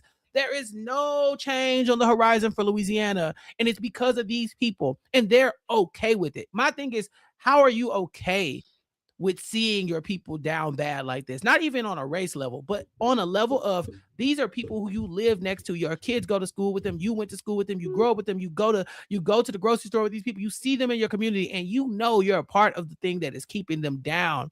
The reason why these people are so dumb. But they don't think about it like that. That's the thing. They like the way that they don't think about it like that. They don't think that, like, the number one thing that is going on right now is the preservation of whiteness. And whiteness is the concept of what it is, right? Because whiteness is defined by well-meaning white people, right? Like when back in the day when people was trying to go to the courts and they would tell the court like, "Hey, I'm white. Can you like tell people I'm white?" The court would go, "Other white people, do y'all think this person is white?" And they would go, "Yeah. He white, like he can pass, he cool." That's what the Proud Boys and them did, right? They didn't want non-white people to come in, and they let other white people decide who was white, right? Mm-hmm. So right now we are witnessing the preservation of whiteness because there's a lot of different colored people here in America, and they humping the white kids, and the white kids is humping them, and they making these brown babies. And there's less and less and less and less and less of them, and all of that ideology. You seen what happened, like the guy. The guy who he was David Dukes. Well, I don't know what their pronouns are now. But they started they were a like a KKK, like white supremacist dude. And then like they found out the truth, and then they was like, "Fuck all of this is wrong." And they have been a staunch advocate against all of that alt-right stuff. But like they built the framework, they was like brainwashed into thinking that was right. And then they went to college and they met other people and had to deal with the shame of being the person who like promoted all of this dangerous ideology, and they had to reckon with it. And when they reckoned with it, they disassociated themselves. And, when they found themselves in transition, like I said, I don't know what their pronouns are, but like now they're like all over the TV saying like how bad it is. But it is the people who brainwashed him and taught him, they wouldn't have done that to that child if they didn't need a vehicle to help them preserve whiteness for years to come. right? You Yeah. wouldn't have Turning Point USA in high schools if the preservation of like white idealistic thought was not at the forefront of this. Because what is at the forefront of this movement is whatever was great with America before, which was things for white people, which now, like, with the boom and black women going to college, all these other different kind of things, like there's less spaces, right? White people are losing their third space in America. And it's like, hell nah, what you mean? Like, what? What? They're not letting us in. They're not telling us we're great anymore. Like my son, Bobby can't get into school, even though he had a 2.75. And Jason had a 3.9, but like those spots at Ole Miss, them spots at Arkansas, them spots at Syracuse, those are for well-meaning white kids. They're not for everybody else. And them well-to-do white people, whether they are liberal, and this is what I was telling the homie. And this is going to be the problem for black people going forward. We really need to have a serious conversation with our white counterparts, like the liberal white counterparts. And I say this because right now there is a preservation of whiteness happening, just in a nutshell, right? Like this is Elon Musk, Peter Thiel, Donald Trump, all of this, like it's not a let's coalesce around community, the different shades that create America. It is, hey, we're losing our hold on whiteness, and we got to be able to rein that back in, right? I'm reading White Fragility right now. Okay. And the thing about that is that's whiteness in a blanket. That's a blanketed concept. So whiteness doesn't care if you're a liberal white or you're a conservative white or you're a moderate white. It doesn't matter, you're white. So if white people are in power doing things to empower other white people, that means that white people who may be on the same side of us are going to benefit from these adverse effects of these terrible policies, regardless of the fact, whether they like it or not. Yeah. And this has been the reckoning that, Malcolm X used to talk about with black people and liberal white people and all of the, Pan-African, great Negro thinkers, whatever the case may be. Right? You say what? The French people. You don't hear the French when they said they're the real Pan-Africans? You didn't see that? I did not see that. That's crazy. I'll send it to you. Okay. But so what so in this, right, because that the proximity to power that whiteness holds is something that we're going to have to reckon with our white counterparts who are on the same side of the aisle as us when because if I was white and there was some stuff that was out here benefiting white people, it would be, I would probably, I don't know, but I'm not even going to speak for it, right? I would probably not accept it, but then who gonna know I accepted it? Who gonna know that I did this stuff on behalf of my white privilege, right? So that's the thing, how do you really? Some of that shit's it's not tangible though. You know what I'm saying? Just because you are white, so you are afforded a lot of resources and things like that you don't even have to go and physically touch, right? Even when we talk about the way black names were discriminated against or ethnic sounding names are discriminated against. It's yeah, as a white person, if my name is Kim Johnson, it's okay, boom, pass, cut straight on through, right? But if my name is Shaniqua Baggenstocks, you all right, who is that? And you start to ask questions and they get your stuff filtered out. And so they do benefit from that. But Pan, on the flip side, we're men. And as men, we are afforded luxuries as well that we also have to be able to say, we have to be able to put our privilege aside and say, there are things that are built here that will benefit us because the hierarchy is straight white man first and then everybody else, right? And it just kind of goes down in tiers. And so before we're directly benefiting from policies that are not beneficial to women, right? So it's we have to dismantle those things. We have to be anti-white supremacy culture ad nauseum, across the board. You can't pick and choose which of these things do I want to be. You have to be anti-racist. It's not enough to not be racist. You have to disavow racism. You have to disavow these cultures that allow you to oppress other people. And it's hard for people to do that because you don't want to take away from what you have, right? As a person who is marginalized, as a black person, we got to fight for so much that then you want to tell me and now you got to give some of that up for the next person. You're God damn it, I barely got this, but if you're not having those conversations with your people and your friends, you have to, like, you're not doing the work. The work is being like, this benefits me, but what benefits we? What benefits us? If it's not me, it's why people look so foolish when they talk about the idea that you shouldn't tax these billionaires. They work so hard for their money. They got all this money. It's like, how does that benefit any of us? How does it benefit any of us? Okay, to so not tax them?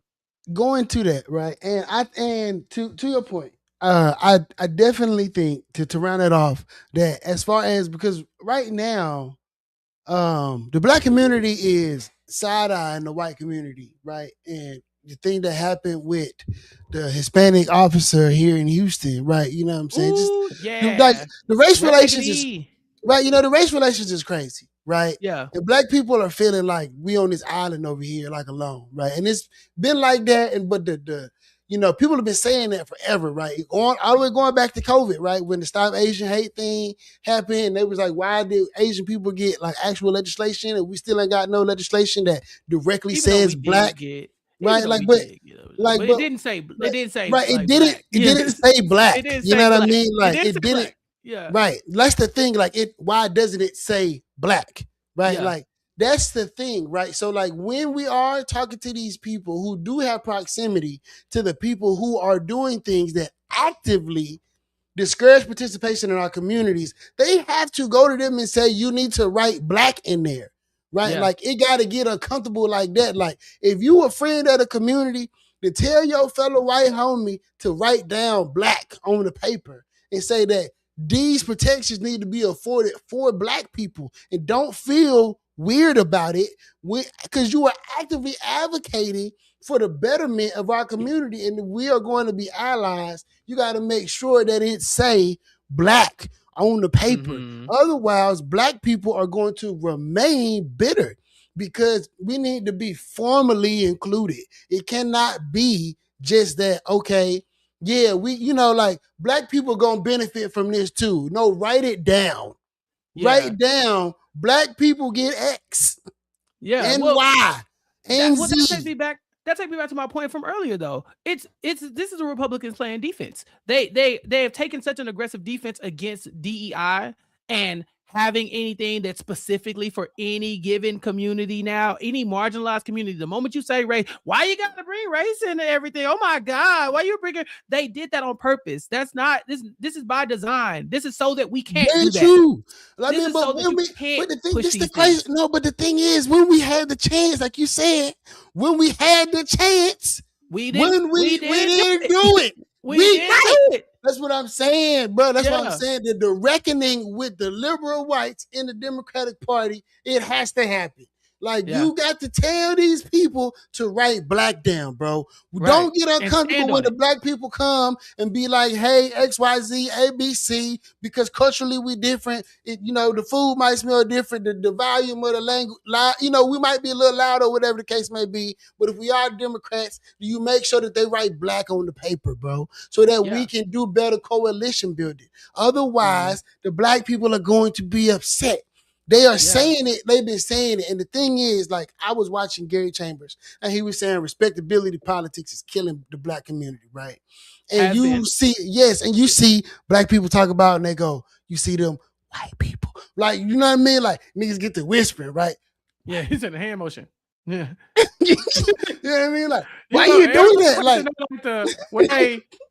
what was it? Was it them?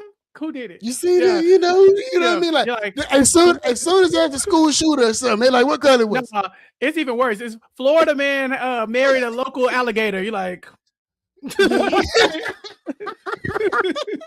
right? Like maybe. Right? Like Negroes get Jethro arrived at the liquor store. You're like, okay. All right, got it. Right. The whole fact that, like, the whole fact, right, that it's 2026 and Negroes are still whispering white people. Like that's a problem, bro. That's a problem. You need to be able to say, bro, everybody, right? You got the Republicans trying to define free speech right now. Free speech don't need to be defined. It's free. It's like saying, like, we need to make sure that water got a shape. That's crazy. Yeah, but even with speech, it's like, yeah, free speech is not, I can say everything I want to say all the time without consequence, and I think for white people, it became that for a while, for people. I would say this for people. There's definitely an age, right, between like the 90s and the early 2000s where you can pretty much say whatever you wanted. Recently, the roast of Kevin Hart has been in the news, right? Ooh, And, yeah. I ain't yeah, watched it yet. and Do you people watch have been, of course I watched it. Covered it right here on my podcast, recapkickback.com. That's youtube.com/@recapkickback. Check us out every week on YouTube. And you can stream us, recapkickback.com/subscribe. That said, we did talk about it. And a lot of the people were upset because of some of the racist jokes that were being made at the expense of Kevin Hart, but also the people watching at home. Now, you go back into the early days of the roasting, and that for a brief period, for a good period of time, there was nothing off limits. You could say whatever you wanted about people. It's a roast. It's a roast, right? It's a roast. Everything goes. We are not there anymore. We are not there anymore where people are going to allow you to use hate speech against people. My stance on the roast was basically like, if you are talking about something someone has done, yeah, roast them. Roast them for something that they did. What people started to do was roast you about who you are, your identity, something that you cannot change, your sexuality, your skin tone, even your weight, your height, even things like that. Sure, talk about people's height. I guess I'm a tall, so I don't really ever have a real issue with that. But I'm sure the short people don't love it. I'm a tall. I'm a tall, I can't relate to small problems, but smart, but that's rude. That's rude. I'm 5'6". Small problems is crazy. Like you need to. They're not big issues. They're small issues. That sounds regressive. That was like racism. No, that was like racism. I'm a tall, and I'm a tall is small. Yeah, no, that's crazy. You're talking about adults. You're talking about grown men and women right now. Yeah, I'm just more grown. I don't know if there was a word for like being like height discriminant. But my point is that like when you are going after, for instance, someone made a George Floyd joke. I think it was Tony Hinchcliffe made a George Floyd joke. Yeah, that was George Floyd. He's not in the room. He has nothing to do with Kevin Hart. So making fun of a black man who was murdered by the police on camera is insane to me, right? So there is a limit on freedom of speech. Sure, he's not going to get arrested for that, but I think you should be held accountable or I shouldn't have to rock with you, right? Like I think the big issue people had was cancel culture, which I don't believe exists because ain't nobody really been canceled unless people want them to be canceled. It depends on it's like there's like a Venn diagram of things that can get you canceled, and then like this little space that you can live in if you're famous or successful enough to where that doesn't really matter. Or I know a nigga that was listening to the Chocolate Factory the other day. Which is crazy, right? Which is crazy. And like so people are like, you gonna cancel him? It's like, I mean, I'm not gonna listen. I look at the songs a lot differently now. So I don't know.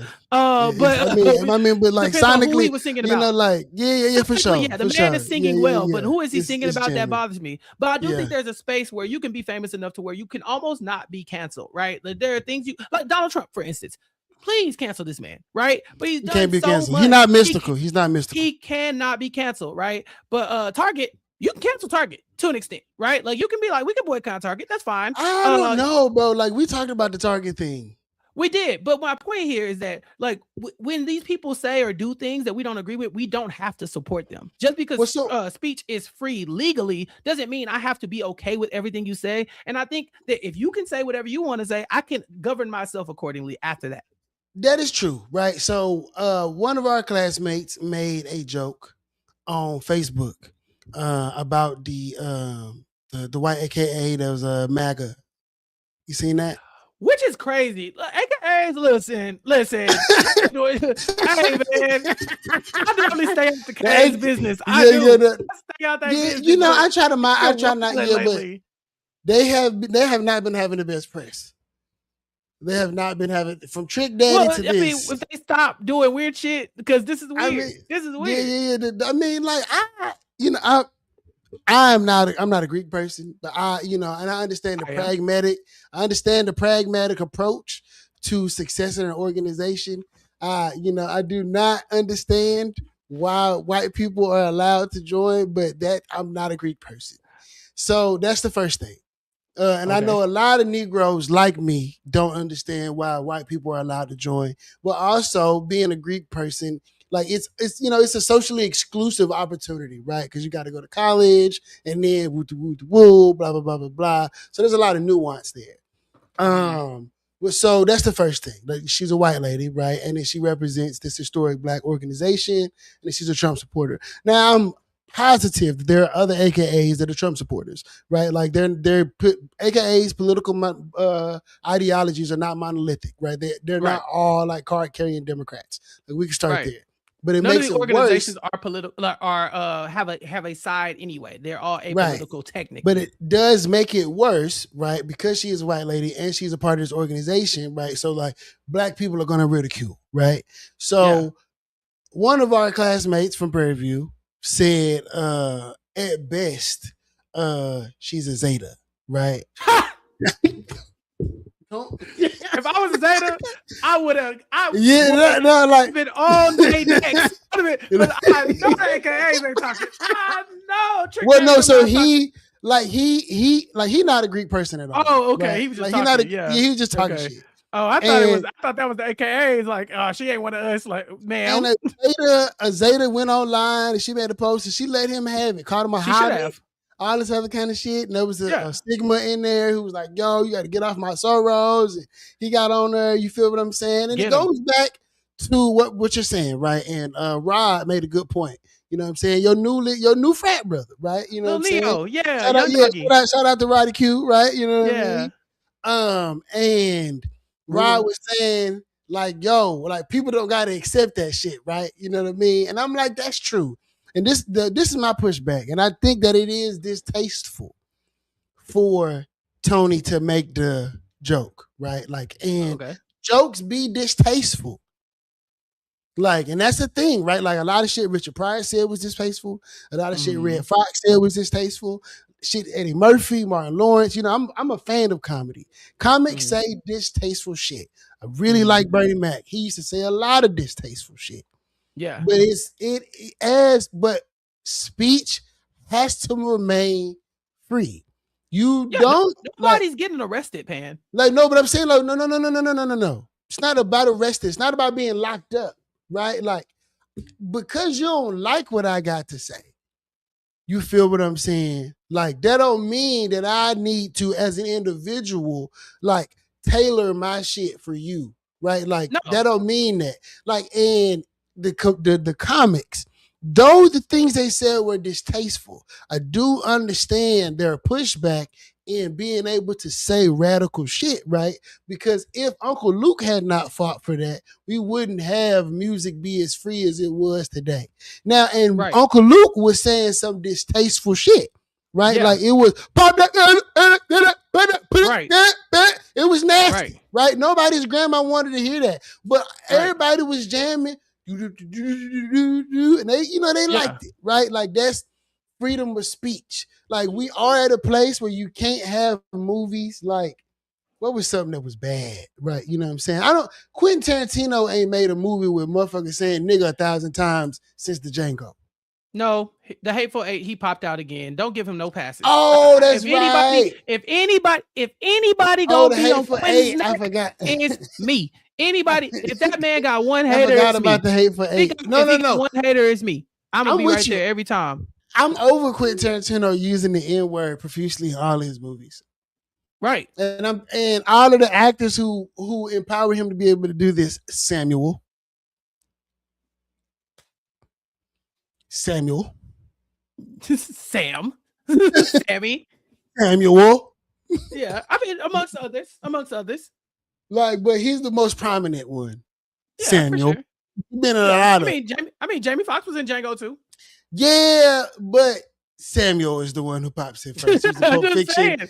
He was in Pulp Fiction, and he was in the Hateful Eight too. He was. Was he in the Hateful Eight? Yeah, I think so. Yeah. Yeah, he was. He was like that old his go-to guys. Yeah. He liked Samuel. Yeah. You know, Pete, shout out to you know what I'm saying, our terrible Department of War guy. He quoted Samuel in a prayer. Oh, he did? The Pentagon. Yeah. Oh, that's smart it's guy. Crazy. It's crazy. Old Pete. Old Pete. Yeah. One of my homegirls, because I grew up in a military family, so I got a lot of homies who are married to soldiers and sailors. One of my girls from high school was actually at a Mother's Day brunch at the Pentagon with Miss Hegseth. I thought that was interesting. Yeah. Yeah. She was okay. You know, not the people I'm going to brunch with anytime soon, but okay. I was like, I thought that was interesting. You know, it's just, you know, the spectrum of people that I have shared space with in my lifetime. Right. I don't be sharing space like that. I really have gotten to a place where I don't need to share my space with people. Like I definitely hear what you're saying about the freedom of speech, especially in comedy. You gotta let, because how do you can't water down the art form, bro? Like, yes, you can, because here's what I will say. You can't water down the art form, bro. Here's what I will say. I am not a comedian, but as you alluded to at the very beginning of this podcast, I have made myself very successful podcasting, and people tell me I'm funny all the time. I'm funny, and I'm not funny because I'm being racist or hateful, and I'm not funny because I'm saying what you call it distasteful things, right? Yes. Like if you are funny, you can be funny without doing those things. That's true. That's the thing. Punching down is easy. That's why there were so many comedians doing it, because it's easy. You want to be an artist, you figure out a way to do that without doing these things, and then I can raise you to a level of elite in the comedy sphere that other people can't be. There are some artists who they hear these things, they say, "Man, everybody's so woke now. Now the world is wrong because everybody no one's laughing at my jokes no more." No, get funnier. Be funnier. Try harder. Work harder. You be funnier. If we're changing, you evolve with us. We're not the problem. It's you. The society, people are going to grow. Okay, I don't disagree with that. Yeah, right? People are going to grow. We're going to progress. We're going to progress. My great aunt loves Josh Johnson. She loves Josh Johnson. Okay. Like Josh Johnson, he don't do no cussing and stuff like that, right? Like, you know, and Josh Kev on funny. Stage is another. Kev on Stage, exactly. Kev on Stage is funny, right? Like, you're right, but the genre, like, just it's the art, bro. Like, I get it. Some people do distasteful comedy. Some people don't. Some people like it. Some people don't. Right. Mm-hmm. And I think that people expect it because it's the roast of Kevin Hart, because Kevin is so commercial, for it to be more PG, for it not to be like, cause think about it like this. When we was in school around the time when all of these comedians was like in their like heyday, right? It was like younger. When we used to roast, everything that you pointed out at the beginning of us talking about this, like things that you cannot change, those were the things you got fried for. Yeah. Like, that's what you got fried for, right? And I remember leaving the South and going to California and being at school. And there was people up, weren't you? I'm like, on your ass, my brother walking around, on your ass, old green ass nigga, what you got on? Right? And I remember being at school, and it was me and my partner, and we both, he from Louisiana, so we both Southern. And you make fun of people, right? That's what you do. Like, even like when you become friends with people, right? Like, you make fun of people, but it's also very hurtful, right? Like, sometimes like it hurts your feelings. Yeah. But that's just the culture of like, that is just, and I'm not, hold on, wait. I'm not saying it's right. I'm not saying it's right. That's the point of this story, right? So we firing this nigga. And somebody tapped me and said, "Christian, that's not nice." And that fucked my whole world up. Right. I was like, because it's so simple. It was the first time I'd ever had to think about it. Like, I'm just joking. Right. Oh, you know what, man? I'm sorry. Like, I'm sorry. But I say that to say, right? He was a victim of my verbal abuse, right? You as a viewer are not a victim of the verbal abuse coming from those people because you don't like the subject matter of their art. But right? what like, if the subject matter is me? If I'm an artist, and if you are sitting in the audience and it is you and you are being pointed out, no, not at home. We're not going to have a pair with no. Listen. Okay, if go black ahead. people are the subject, if black people are the subject and I'm black, can I not take offense to that? If you talk about black people in general, yeah, but you don't got to keep watching though. So now I got to turn it off. Why can't you just be funnier? Why can't you just be funnier? Because that's what they at. Like, your job? Because it's like that's like saying wait. But that's like saying, right? I have an argument with the homies all the time about Kodak Black. Okay. I love Kodak Black. I'm a super Kodak fan, right? Super Kodak. Super Gremlin. Yeah, that's me. Super Kodak, right? You know, super Kodak. Project Baby. Right. Right? Yeah. Like, shout out, Yak. You know what I'm saying? I really hope that things go well for you, bro. I don't want you to go to jail. Lock him up. Lock him up. It's time. Until he figure it out. Until he figure things out. Lock him up. No, don't lock him up. Don't lock him up. Until we figure out what we gonna do with him. Don't lock him up, bro. Don't lock him up. Just for a little bit. No more young brothers in jail. Lock him up. We can do one more. We can do one more. He's not gonna get clean in there. He's not gonna get clean in there. Got out. He rich. He going to jail. He gonna have all the honey buns. We got room for one he more. He gonna be in there high as Let's hell, just bro. swap him and Kodak out. He not getting sober in there. He gonna be real high in there. He gonna be real high in there, bro. But at least he won't be in the middle of the street.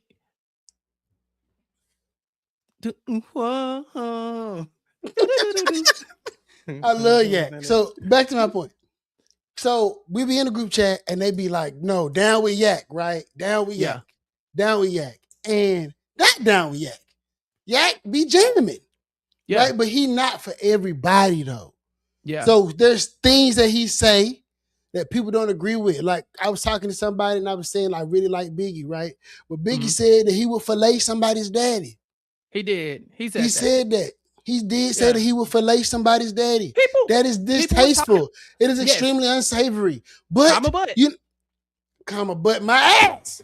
No, comma but back then people were saying shit like that. Now you as an adult can look back and say, I don't agree with that. I am not going to say that, and I am not going to listen to people say that kind of stuff. But sometimes, like I've heard racist jokes that I'm like, damn, that's racist, but that shit funny.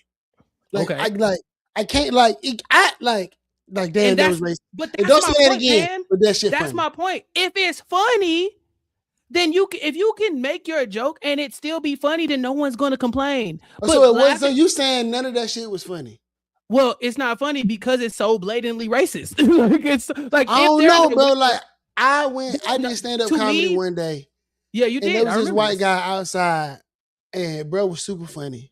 And we was chilling, we was drinking a beer, and he told me this joke, and it was blatantly racist. Like we were standing there, and it was just me and him, white and black, sitting on this patio. Yeah, and there was this Mexican guy outside the patio trying to get this card trick right. It took him a long time. And in the mean, while he trying to get his card trick together, we sit there drinking this beer. This white guy, he said, I got this joke and I want to try it. And I said, okay. He told me the joke and I looked at him and I was like, that shit racist, but damn, that's funny. Okay. And it was blatantly racist, but it was funny. Yeah. But now, so what do you do with that? Now, is your world better because you heard that joke? No. Did you get the clicks? Did you get the likes? Did you get the engagements? We was in person. Exactly. Like, I don't know if his world is better because he made the joke. But his world ain't better. All he did was say a racist thing to a black dude. No, it's not. It's just a thing he wanted to do that he got to do and that we allow him to do because we say it's art. But in my opinion, you have a responsibility to move with the times. The times does not have to stand still because your artwork is not evolving. But the thing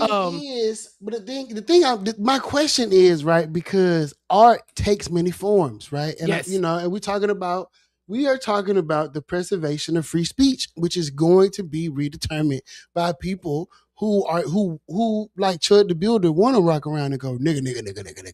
Right. Nigga. Right. They want to so bad. Right. So what I'm saying is, as a person, right, who at times says outlandish things, right? You know what I mean? Like I do. Sometimes I go off the rail, right? You know what I mean? I do. You know, and yeah. Not you. It's that's what's wrong. Put the pen down. Using the yeah, for sure. I'm like, okay. So I do, right? Like, and I have in the past with my white homies, made some like, some racist jokes, woo, go there. But it don't ever be like, at least we're not being hateful towards one another, but it's funny.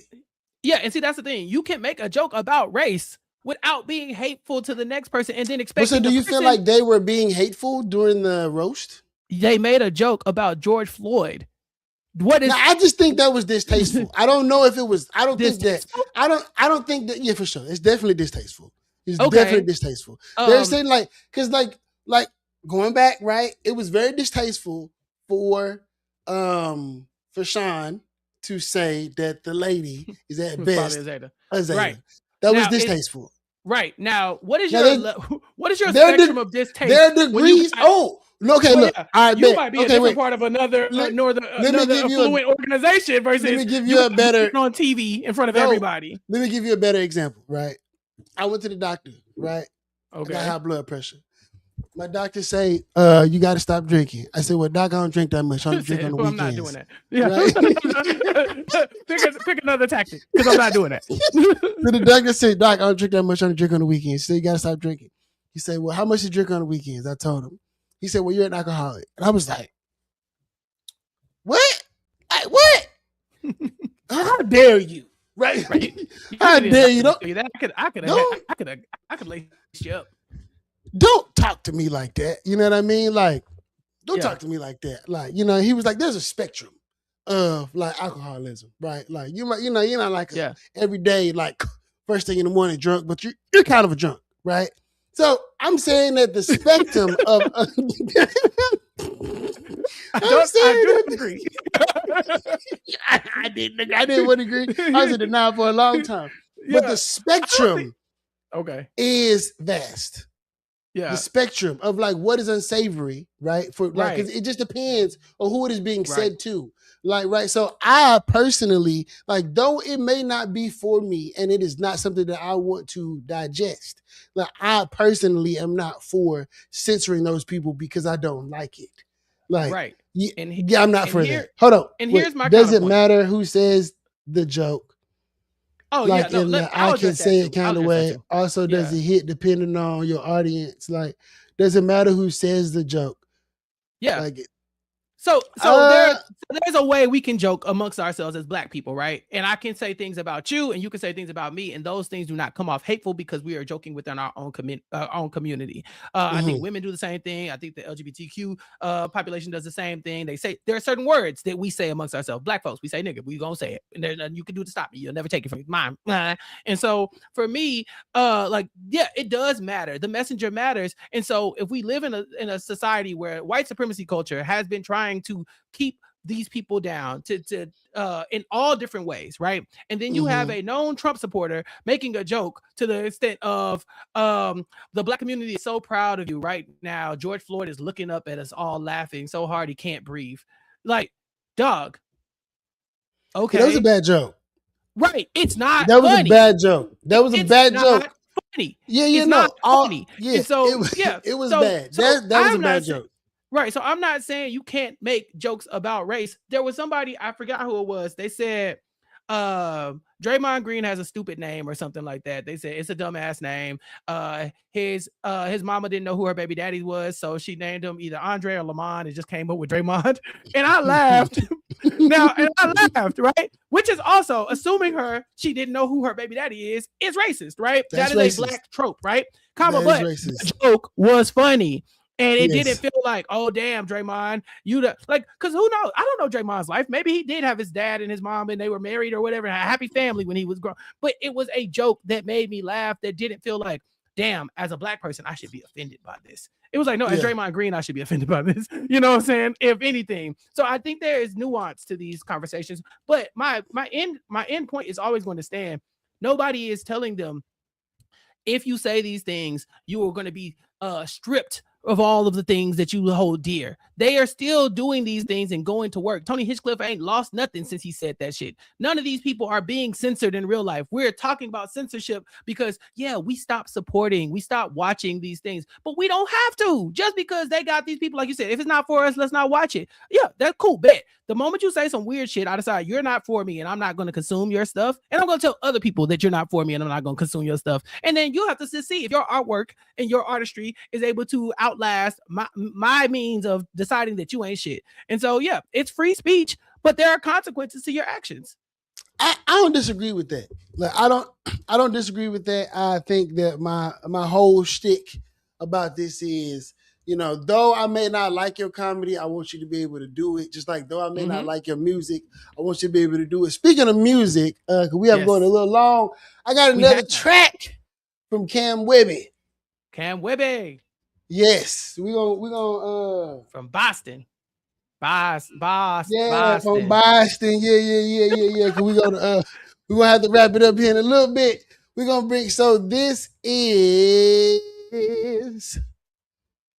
Folded by Cam Webby. Come on. From Boston. From Boston. Oh, not the Kalani sample. Already falling and falling. But if you good in it falling. Alright, my fault. Is she like Kiki a legend? Is she like Chichi a dozen? Baby can go when you ready. So I'm moving, I'm keeping it steady. And my feelings don't want acting petty. And my feelings you saying you Gucci. Yeah. I let your body decide. Booty is shaking from left to the right. She look too good, gotta keep me a pipe. When I'm in that pussy, I fight for my life. She live in danger, she live for the night. Give me my girl, you don't act like a wife. Danny, you love you, treating me right. I'm getting sexy tonight. I wanna see you get sexy. I wanna see you get sexy. Baby, I know the rest me. I wanna see you get naked. I don't even know how you test me. Is she like Kiki a legend? Is she like Chichi a dozen? Baby can go when you ready. Start moving, I'm keeping it steady. And my feelings don't want acting petty. And my feelings you saying you Gucci. But I already know where this headed. I wanna see you put back in it. I don't even know how you stressing shit. Mama, she showing me magic tricks. I'm like, girl, you blessing shit. Ain't that ass so fancy. I wanna see you get dressed with it. I don't even got by shit. She a real bitch, she swapping it. I got love for ghetto bitches. Good little thing about wifing it. I got love for pretty bitches. Rapper putting your pop in it. I got love for the trench bitches. Even though they don't think swat shit.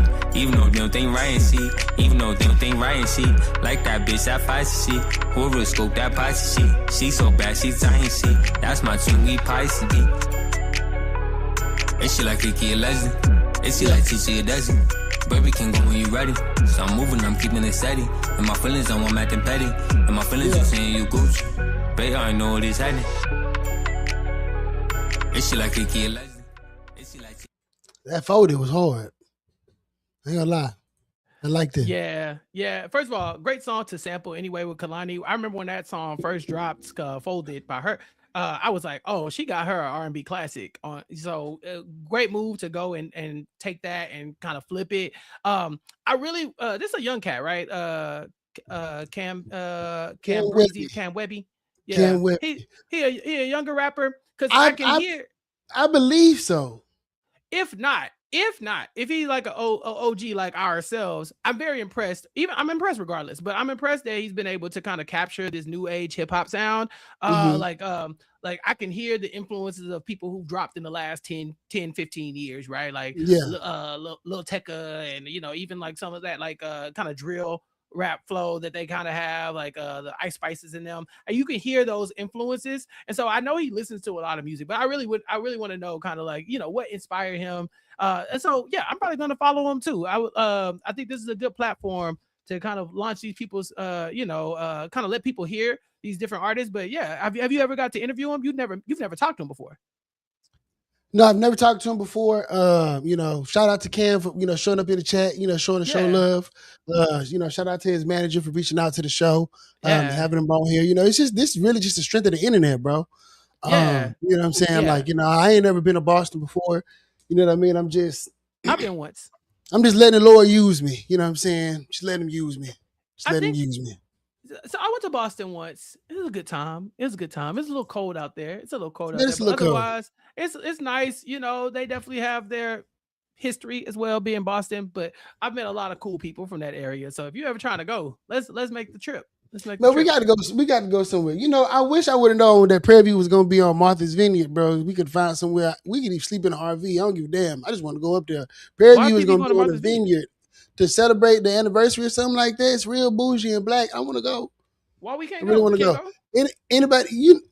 Anybody watching this, if you know anybody who has a house on the vineyard during August, I think August the 21st to the 23rd or something like that, we need somewhere to stay. Couch, anywhere. Martha's Vineyard. Dang, okay. Yeah, bro, I want to go up there, bro. It's like, okay. Black excellence. I ain't even know that. Right. I'm from the projects. Right, we don't go to Martha's Vineyard. We go to Virginia Beach. Yeah. Yeah, I mean, listen, I didn't even know that they were doing this, but I'll say this. Massachusetts has some great recreational laws about certain things, and I would love to go and partake in Martha's Vineyard, considering I believe that is Massachusetts as well. So touche. yeah, so if I get, it's not like I can do those things here in Texas. That's illegal. But if I'm outside of Texas, can't do them. Can't do them at all. Definitely. Touche. If I'm outside of Texas. Touche. Mel, you got to hook up. Mel Hooker. Mel, you got to hook up. Mel, you know somebody on the Vineyard? Let us know, Mel. Oaks Bluff on the Vineyard is a historic Black community in Massachusetts. See, Mel Hooker is from Boston, so Mel, we trying to couch surf. We trying to couch surf. Mel, couch put some surf out there. See if you can find somebody for us. We trying to couch surf. See if you can find us a little place to lay our heads for the night. But 22 of us, Pat. I think we don't have to couch surf. We don't. We can find somewhere to live. We'll be all right. Yeah, we'll be all right. You'll be all right. Yeah. I mean, I sleep in the car. I don't give a damn. As long as I can find somewhere to brush my teeth, I do it. Yeah, for sure. We've made a way out of no way before for less. Pull up in an RV or something. We've made a way out of nowhere. A van. I'm good with a van. Yeah. Now at least something with a toilet. Fair as well. Yeah. Fair as well. Something with a toilet. Yo, so this has been great. I'm not even gonna lie. I hated this. I hate talking about politics. This is great. I mean, we talked about a lot of stuff. We talked about free speech. We talked about being Black. That's all political. About music. Life is political, bro. Life is political. Being Black is political. Let me get on my soapbox. We all gotta fight for resources. We all nothing. We don't all nothing. Being Black is so political. When you are written into the Constitution of your country as property, and then you have to fight for the right to have representation and to be looked at as a human, you are inherently, by design here in the United States, political. Everything we've done, every advancement we got, every handout we've got, everything we've received, everything we've earned, we've had to vote for it, meaning we are political beings here as Black people. And so because when I talk about Black stuff, it gets political. I just don't like having to stop down and talk about political things. And so this has been so much more fun than many of the conversations you and I have had. Because sometimes you are breaking down literal policies for me, and I'm like, man, I don't want to talk about this. But at least this time we got to keep it light. Yeah, no. I just want to be able to create a space where people can hear, just what it sounds like and what's happening for real, instead of it being, I want to talk to people and not at them. I feel like today we talked to the people. Right, like we talked to each other. We had some good discourse. Right, we did not see eye to eye on the comedy thing, and that's cool. Right. Yeah. I do think you fucked up. You should not have invoked George Floyd's name like that. I do. I do need to say that because I want to be on record. I want to be on record to say I do not support that bullshit. I do not support that bullshit. You should not have said that, bro. That's fucked up. It's fucked up, and it's not funny. Yeah. Like, it's not funny. And I know a lot of, especially it hit home because I know a lot of people who was friends with him. Exactly. Like, so the audience should not be targeted at the damn roast. I don't feel targeted. Yeah, but people don't feel targeted. Yeah. I know people who feel like that, but also I'm an Aquarius, so we don't do them. Right. Yeah, but that's why I don't fuck with y'all. See, the Aquarius are the worst. Oh my god, you don't do them. That's the worst. What kind of sign is water and air at the same time? What you mean? What do you mean you felt something? What do you mean you have feelings and shit? Meanwhile, I'm an Aries. I'm like, what? Like, excuse me, my nigga. So big shout out to all the people in the chat. First of all, my people came to support me. Yeah. Nishi in the chat, Thundercats, Mel Hooker. My people. Nishi, Mel. Jill, DBP, that's Dave's Brady Pat. My people showed up. Yo, I appreciate that. My chat ain't never been this booming. I appreciate the weekend. Yo, I'm like they talking. This is great. Tell your friends to come back. I'm here every Thursday at 7, talking the same shit. Sometimes, most of the time, I'm on time. Yeah, most of the time I had to go to an event today. I'm out here trying to organize to get Black people to vote. Trying to come up, man, I have come up with a really cool social experience that I'm so excited to unveil. I'm not going to say it right now, but Brandon is going to have to come to Houston to help me put it together. He just don't know that he has been recruited. But he is going to help me put this together. Like, yes, it is going to be great. But with that being said, thank you guys. Shout out to the chat. Shout out to my amazing co-host for the night, my boy, my brother, my partner, the Brandon Chappell from the Recap Kickback Podcast. Reality TV is better because you are there in the sphere, my brother. And if you have not gone to a Survivor watch party, you need to go. You need to go to one where Brandon is because it's fucking awesome. I don't even watch Survivor, but I will go to a Survivor watch party and I will go with Brandon and I will make friends with everybody in the room because it is such a great time watching these people run around and do these goddamn challenges and win. Yeah. I don't even know what the fuck is going on, but everybody's usually so excited and jubilant and it's just such a nice community. And we had a good time. Survivor, give me a check because I just promote the shit out of y'all with some money.